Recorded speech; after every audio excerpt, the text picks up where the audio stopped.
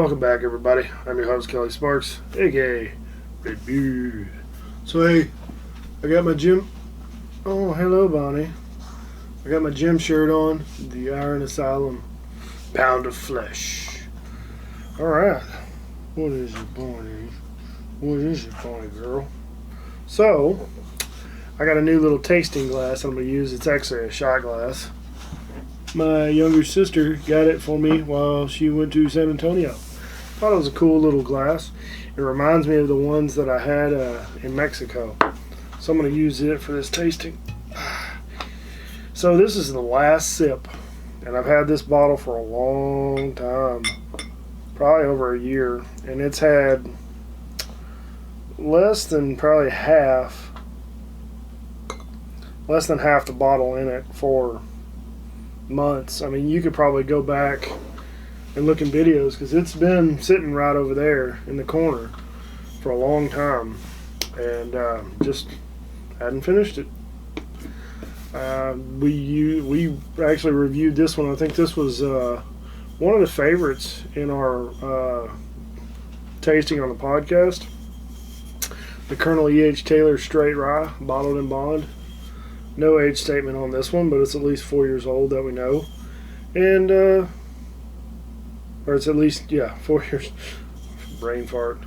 I just left the gym, just got off work, closed up. So, it's 10 o'clock at night, 10:15 to be exact.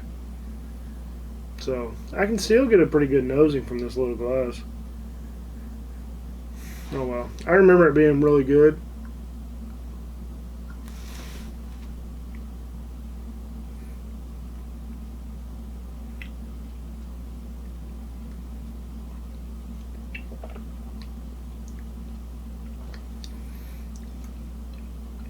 Probably one of the better ryes out there. You still get that earthy eucalyptus note, like mentholatum almost. But it's still tasty. I like it. I like it a lot. This one's a little bit pricier, a little more pricey than the standard E.H. Taylor small batch. I guess it's not released as often.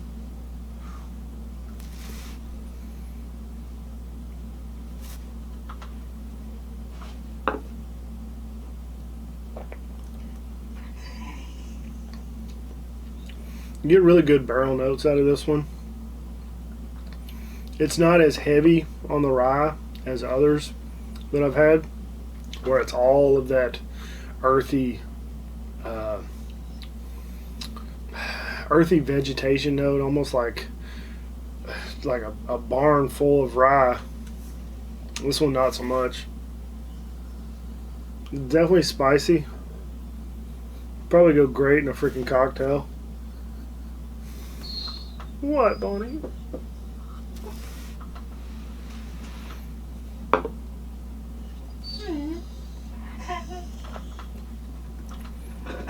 And it's probably more readily available than the other E.H. Taylors just because of the price point and that it's a rye. It's not as sought after as the bourbons. So, I mean, I think if somebody was wanting to get into ryes and you want to spend a little extra money, this would definitely be a good option, in my opinion. What? Quit whining. You were up here, then you got down, then you're up here, and then you're whining because nobody's touching you, and so mistreated. Hey. Why are you so mistreated, huh? So, she's scared of balloons. She's scared of balloons. Mom got me some balloons for my birthday the other day. They're full of helium and they're hanging up and they're just kind of floating there, and she wouldn't walk past them. She didn't eat dinner that night. I'm like, what the hell's wrong with you? I'm thinking she's sick and I'm going to have to take her to the vet and spend money. She didn't eat her breakfast the next morning. I didn't know what was going on, and finally I caught her eyeballing the balloons, and I'm just like, you scared little bitch. Scared little bitch. Quit licking me. She's just scared of balloons. She didn't know what they were. So funny. Well, I think that's it. I'm tired. Oh, that was her head. It was your noggin, Bonnie. You get up here? You coming up here? You coming up? Ow, that was my fat roll you dug your claw into. So, oh yeah. So my favorite channel that I've been watching lately, it's either Sous Vide Everything or Guga Eats. Guga Eats. They gave me an idea, which turned out really, really good. Took some ribeyes that I got. They're like $4.99 a pound, so nothing too expensive.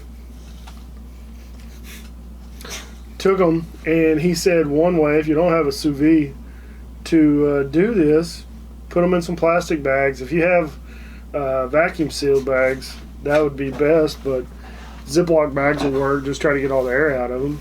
And put them in the dishwasher and run a cycle. And I was like, there ain't no way, no freaking way. So I did it. I put them in some Ziploc bags, stuck them on the top rack, ran a cycle with just it. Don't put soap in there, mind you. Ran a cycle, pulled them out. They smelled great. It's almost like the heat infused the meat, and it got to sit there and marinate in the spices, the salt and the pepper, for 2 hours. I mean, it's a 2-hour cycle on this freaking wash machine or dishwasher. Pulled them out while they were still warm. The cycle just ended. Cranked up the grill out back, fired it up, threw them on the grill, and just flipped them several times so they'd get a nice even sear across. I didn't want to burn it. Cut into them, and they were fracking delicious. Cooked perfectly, mind you. I'll do a cooking with Kelly episode, and we'll sous vide some steaks in the dishwasher. Oh well. Alright guys, that's it. Don't forget, check the description below. I should have the new giveaway coming soon. I put the question to my patrons. I'm gonna let them decide what's being given away. So if you want to be in on this and you want your voice heard and you want a chance to get some good whiskey, join at patreon.com/Kelly Redbeard Sparks. Help me out. I'll help you guys out. I'm going to give you some whiskey. I mean, JP, he signed up first time and got it. First go. I mean, he won. So he was the top patron. Plus, he was the first pick. So, winner, chicken dinner. So, don't forget to check the description below for links to my Tattered Beans page. I have links to everything down there. There's links in the header on my homepage. Check out the Bearded Idiots. Like always, folks, drink some whiskey, share with your friends and family, and have a nice day. Y'all take care.